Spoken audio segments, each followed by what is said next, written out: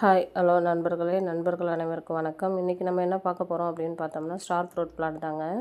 இதான் எங்கள் வீட்டு தோட்டத்தில் இருக்கிற ஸ்டார் ஃப்ரூட் பிளான்ட்டு.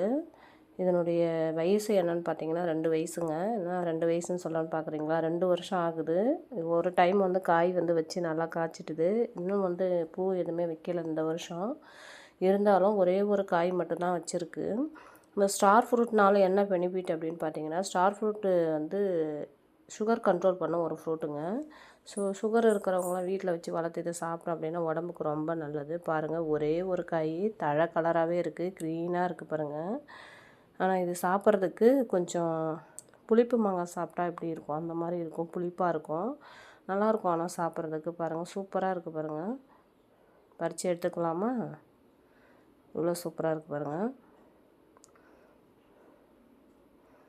க்ரீனிஷாகவும் இருக்குது.